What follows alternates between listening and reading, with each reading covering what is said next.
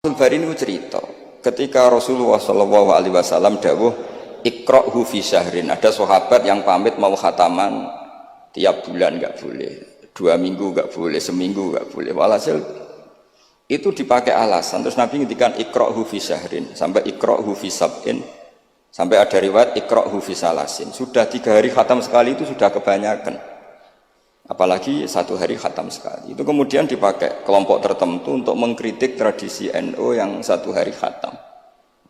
Tapi apa jawabannya Imam Fathul Bari? Apa mereka yang mengkritik itu benar-benar nyata ikra'hu fi syahrin, kemudian mereka itu khatam tiap bulan? Kan enggak juga. Oke, kamu ngeritik enggak apa-apa dari Imam Sinten Ibnu Hajar al-Asqalani, tapi kamu juga harus baca ikra'hu fi syahrin tiap bulan benar-benar apa? Khatam. Ikra'hu fi sab'in. Memang benar-benar tiap 7 hari khatam. Niki ngeritik sing khataman sedina tapi ya ora khataman tiap 7 hari. Jangan bakatnya jangan ngeritik. Nah, terus Imam Fathul Bari cerita, a'rafun nas, orang paling tahu tentang yang dikehendaki Rasulullah SAW tentu ashabu, beberapa sahabatnya. Dan ternyata Sayyidina Utsman itu setiap malam khatam. Artinya apa? Tiap hari beliau khatam. Masa Sayyidina Utsman nggak tahu hadis itu? Sayyidina Utsman tiap malam niku khatam. Imam Bukhari rawi hadal hadis yang meriwayatkan Nabi itu melarang khataman keseringan, yang meriwayatkan hadis ikra'hu fi syahrin, ikra'hu fi sab'in. Beliau itu tiap malam khatam Quran, dan khusus Ramadan khatam 2 kali. Bukan karena order loh, memang benar-benar khatam. Jadi pagi khatam, indal iftar, nanti khatam lagi sampai indas sahur. Sehingga terus mulai sanad kula dugi Mbah Dolah, dugi Mbak Arwani sedanten lewat orang tua saya, lewat guru-guru kita, khataman tiap hari itu enggak punya akibat apa-apa. Karena itu ahwalu masyayikhina, itu sudah perilaku masyaikh kita. Terus niki yang perlu saya ungkapkan. Kemudian orang-orang yang kayak Mbah Minan itu ngalami toyul wakti. Gurunya Imam Sa'roni namanya Ali Al-Mursifi, ini cerita tentang Sirajul Qori, saraipun Mandumah Satibi. Di antara keramatipun gurunya Imam Sa'roni niku 1 hari itu khatam 360.000 1 hari. Sampeyan iso bayangno 360.000. Niku boten sampean takwil paling kulhu pengganti Quran. Boten, ya memang dibaca. Sampai muridnya Imam Sa'roni itu tanya, taqra'uhu bi harfin wa sautin, apa kamu baca dengan huruf juga ada suara jenengan? Naam. Terus kata beliau, maddawli al-waqta, ini Allah memanjangkan waktu untuk saya ikroman di Rasulihi Muhammad SAW. Jadi beliau ngalami toyul wakti. Toyul wakti itu waktu diringkas sedemikian rupa sehingga beliau baca itu dalam waktu 24 jam ya kayak mungkin bagi kita ratusan tahun. Namanya toyul wakti. Nah, kenapa itu bisa terjadi? Terus kata sarahnya Satibi tadi, Sirahul Gorek, wa hadza amrun la tasa'ul uqul wa hadzuna minhu at-tasdiq. Ini sesuatu yang mungkin nalar kita tidak sampai, tapi sudahlah kita percaya saja. Nah, kenapa kita percaya? Karena Quran itu kalamullah sing aslinya itu laisa bi harfin wala sautin. Tidak melibatkan suara, tidak melibatkan huruf. Itu yang kalamun azaliyun. Kemudian orang ini ditarik ke Lauh Mahfud, kemudian dia ngalami yang seperti itu. Dan itu bagi orang-orang dekat Allah sah saja. Kuntu sam'ahu alladzi yasma'u bihi wa basarahu satrusnya. Orang-orang yang dekat Allah itu ibaratnya mau melafadzkan apa saja itu sudah kayak mewakili itu. Kenapa begitu? Karena dia saking fananya pada dirinya sampai ya memang fana, sehingga ya dia sudah, tapi bukan manunggaling kawula Gusti mboten. Misalnya begini, saya beri contoh. Andaikan sampean itu jadi wali, sebetulnya saya bilang andaikan ini suul adab, bisa saja wali betul, tapi kayaknya kok belum meyakinkan. Andaikan dulu, urutannya andaikan dulu. Kalau sampean jadi wali, itu nggak tahu bedanya antara ayam itu melahirkan telur atau telur lahir dari ayam dengan ayam itu lahir dari batu. Itu nggak tahu bedanya. Apalagi Nabi. Nabi itu malah nggak kepikiran kalau itu ada bedanya. Kenapa? Ketika kamu percaya kudroh azaliyah sing ghairu mahsurah, kamu percaya kudrohnya Allah Ta'ala itu tamah sempurna, itu kan sampean mesti berpikir, memangnya ayam bisa bikin telur? Memangnya telur punya kemampuan apa untuk menjadi ayam?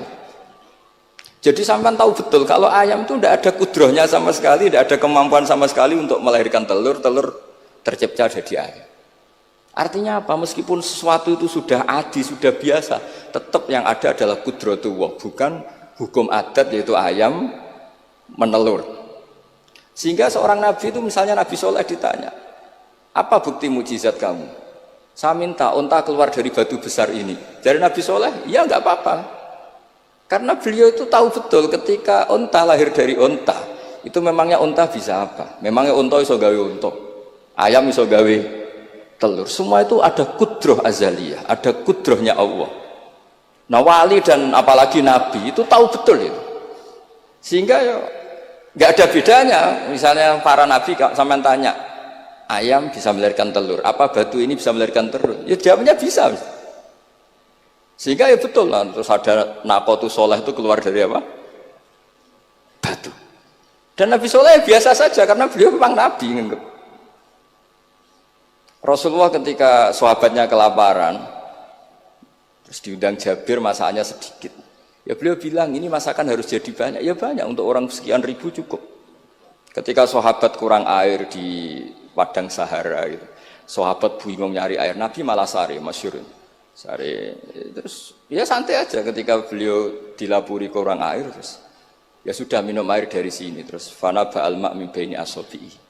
Karena Nabi itu orang yang tidak bisa didikte oleh hukum adat, sehingga tidak terus ayam ini bisa melahirkan telur, berarti mungkin. Kalau batu enggak melahirkan telur, tidak mungkin. Terus kamu bilang ini mungkin, ini tidak mungkin. Itu kita kalau di matolek kan diajari. Padahal mungkin tidak mungkin berdasar hukum adat, bukan berdasar kudrohnya Allah Subhanahu wa Ta'ala. Nah, orang-orang yang sudah begini, masalah rezeki juga gitu. Soalnya sementing para pangeran, masuk dimbarno pangeran. Akhirnya sudah sementing muamalah mbek Allah. Makanya dulu ada cerita seorang Habib, dia nggak punya pekerjaan, terus setiap hari dia sholat, tiap pagi ngantor. Ternyata dia ke musola atau ke masjid sholat. Terus kata Habib itu, ya Allah, semua orang yang kerja engkau gaji, maka saya ya harusnya engkau gaji. Iku yo terus sugih, tapi bukannya ditiru boleh. Jadi dia apa ngantor ya rati kantor, ngantorin di masjid, sholat. Tapi ini nggak boleh gaya-gayaan, yang sudah makomnya seperti itu. Kalau sampean gak makomnya ribet. Tapi ini cerita ya, kalau tak belajar Quran. Sehingga para nabi itu nggak kepikiran, misalnya Nabi Ibrahim itu nggak kepikiran kalau api itu bisa membakar, karena beliau tahu api apa punya ikhtiar, api apa punya irodah, punya kehendak. Api apa punya cara yang diinginkan api itu untuk membakar saya, kan tidak juga, dia benda mati. Pasti itu murtangan Allah. Sehingga ketika beliau mau dibakar ya santai aja, beliau nggak tahu bedanya di sana sama di sini. Semua nabi itu begitu, ma kunta tadrimal kitab walal iman. Makanya semua nabi itu rata-rata ummi itu ya pokoknya sudah begitu. Makanya disuruh berdoa ya nggak mau. Kata malaikat Jibril, saya Jibril untuk nolong kamu, tidak, saya tidak butuh kamu. Maksudnya kamu ngomong, nanti tak sampaikan ke Allah. Allah itu sudah tahu tanpa kamu. Hasbi min su'ali ilmuhu bihali. Itu Nabi. Nah, Rasulullah Muhammad SAW juga sama. Ketika mau perang Badar, itu kan musuhnya itu 1000 lah kira-kira gitu. Sahabat itu 300. Terkenalnya 313 sama dengan Ashabi apa itu? Talut itu. Apa itu waqatala apa Daud itu, Ashabi Daud itu. Itu Nabi ya santai aja. Padahal itu pedang satu dipakai orang 10. Sampai bisa bayangkan perang pedangnya gentinan. Tidak bisa kan? Tapi Nabi karena diutus Allah ya jalan saja. Ya santai. Karena bagi Nabi itu nanti ada kudratullah. Betul. Ternyata perang musuhnya 1000, musuh 300, yang satu perlengkapan lengkap, yang satu gentenan pedang. Perang ya, dibacok sik nyilep pedang kalau musuh kan yo gak iso bayangno. Singkat cerita terus masyhur itu Nabi terus berdoa. Ya Allahumma Allahumma intuhlik hadil isobat alam tu'bad ba'dal yaum. Walhasil terus ada pertolongan dari Allah. Artinya Nabi nganggep ini gak penting 300 apa 100. Orang menang tuh ya karena biqudratillah. Begitu juga di perang Khandaq sehingga Nabi itu pernah minta kakinya kambing. Kaki yang depan namanya dirok. Dirok itu 2 kan, namanya kaki depan itu dirok. Coba ambilkan dirok itu, ini ada tamu, diambilkan. Terus diambilkan lagi 1, diambilkan. Terus ambilkan lagi, bukankah kambing diroknya hanya 2 ya Rasulullah? Andai kan kamu langsung ngambil, pasti tetap jumlah itu ada. Karena ketika Nabi ngendikan ini jadi konstitusi. Jadi kemana malaikat kudu melok ribet Nabi ngendikan. Ya masyhur kan Nabi khutbah, padahal pas musim kemarau nggak mungkin hujan cara hukum adat. Ya Rasulullah khutbah itu suwi-suwi niki wong bingung perkara ana udan. Pun pokoke niki bingung halakatil amwal mergo gak ana udan. Niku Nabi langsung ngendikan udan. Bareng udan minggu berikutnya wong kebanjiran sakniki mboten rusak krana kemarau tapi krana banjir. Niku Nabi menghentikan Allahumma hawalena wala ini langsung mari. Artinya Nabi itu nggak bisa didikte terus. Ini secara ilmu falak ini nggak musim hujan. Nah, kiai saya kan perhitungan, gelem istisqa sausé didelok guys musim dadi istisqa. Kalau di konco kiai ahli falak, ini kon istisqa ora gelem. Tak takoki kena apa? Tak hitung jek suwi kesudan. Engko ora ketara ra mandine, dadi dekne ngenteni. Wis, yo ono kiai rondo politik ngoten yo. Tangan-tangan yo bener timbang terkenal ngobos kan nurono reputasi dadi. Iku yo. Tapi kalau Nabi itu ndak. Nabi itu makun tadrimal kitab walal iman. Karena kalau kita sudah makom itu nggak bisa didikte oleh al-ahkam al-adiyah. Nak pitik mulai rondo, pendok dari pitik.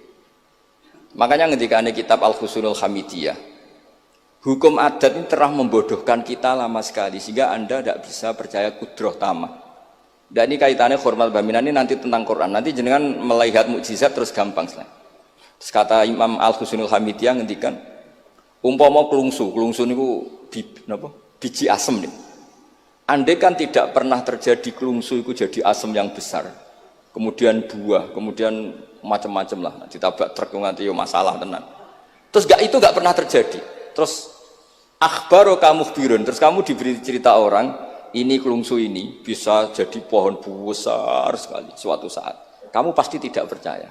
Oh ini mohal, masa barang kecil jadi besar.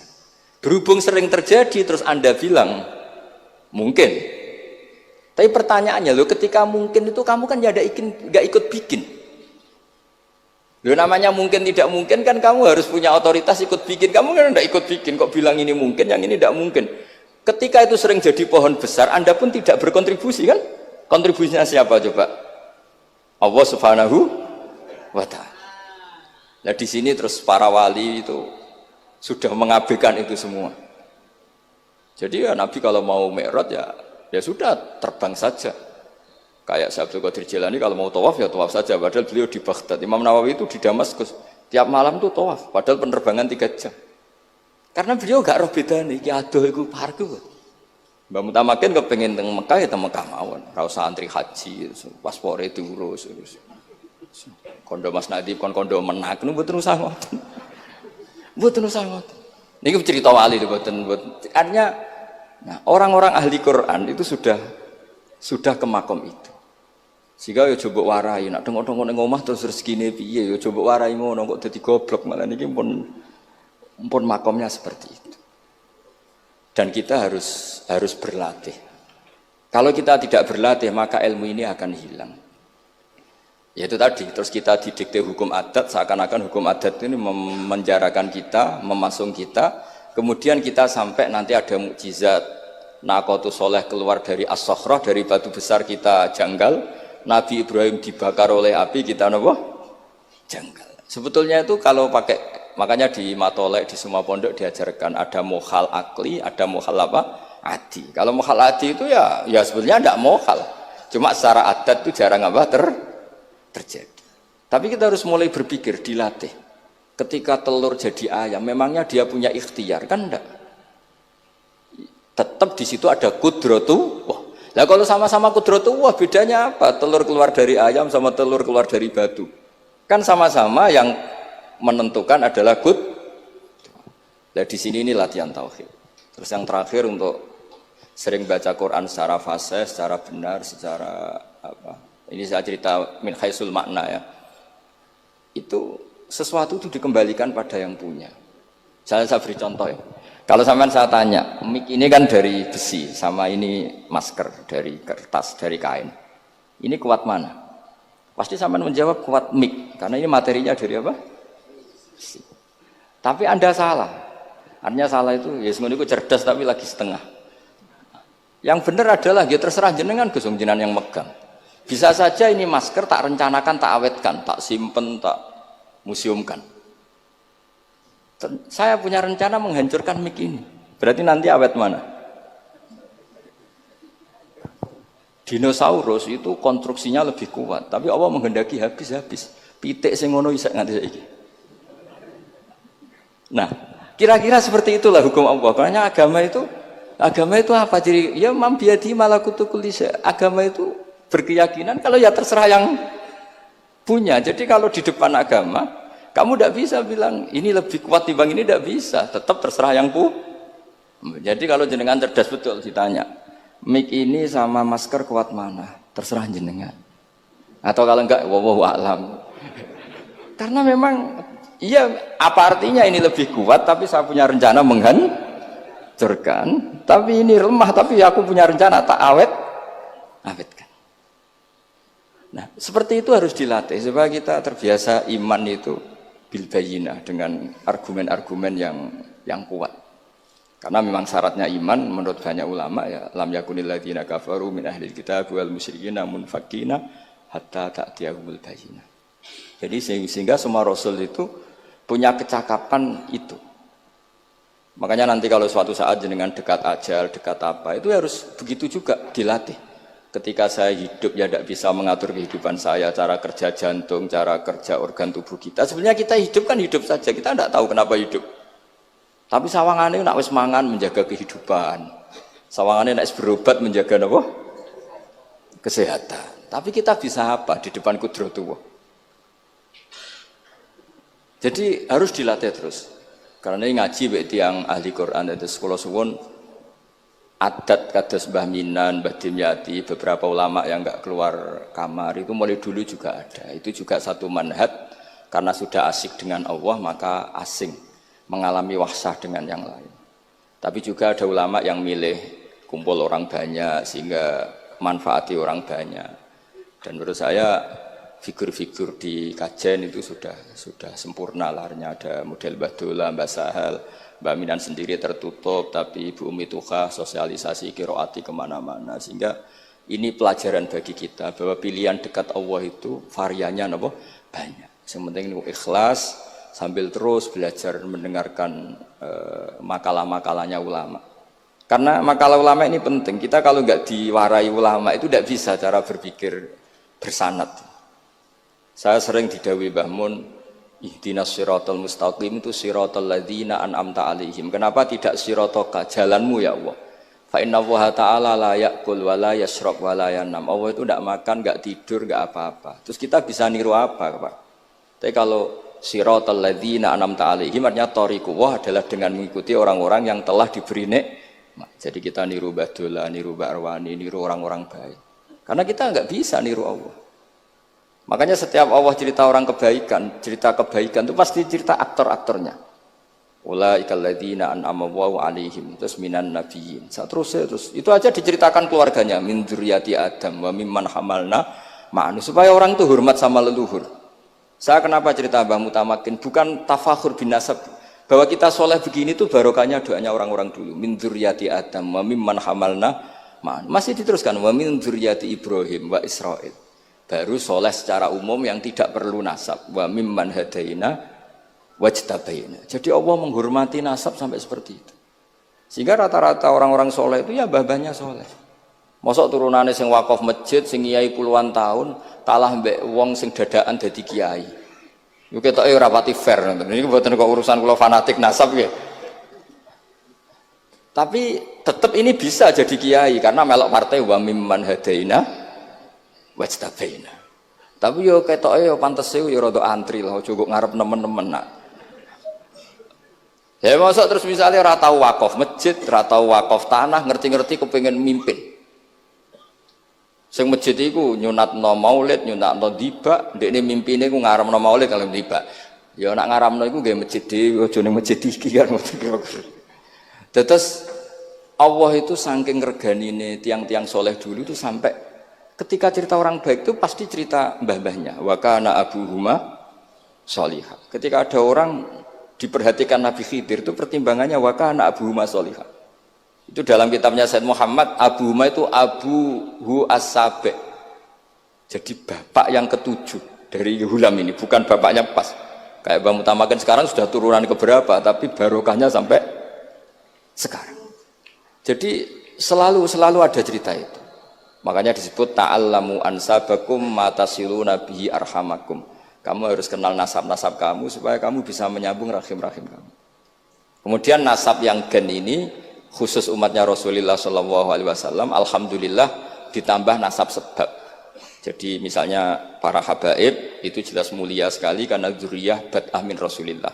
Kemudian ada nasab bisabab, yaitu karena iktidak bisunnati Rasulillah atau karena ngaji atau karena ilmu. Ini disebut kullu nasabin wasababin munqati'un yaumal qiyamah illa nasabi wasababi.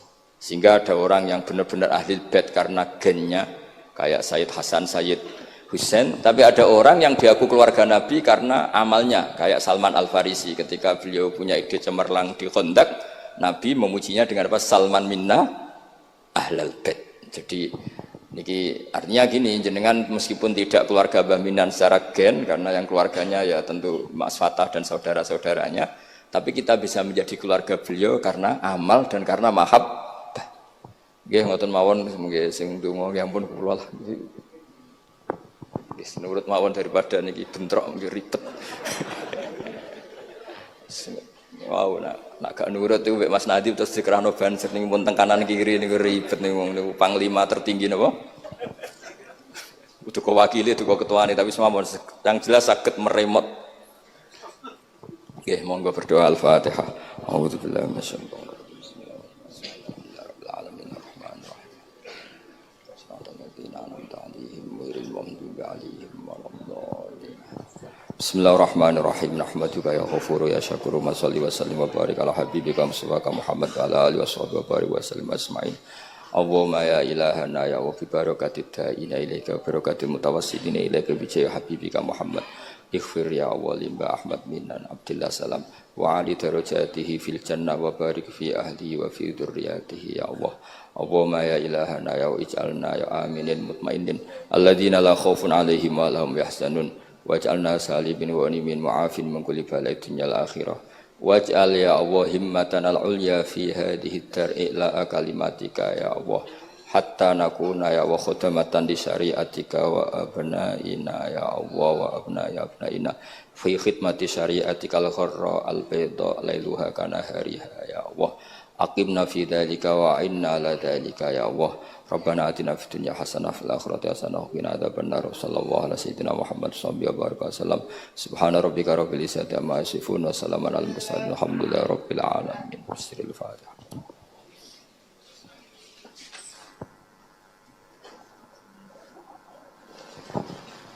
Assalamualaikum warahmatullahi wabarakatuh.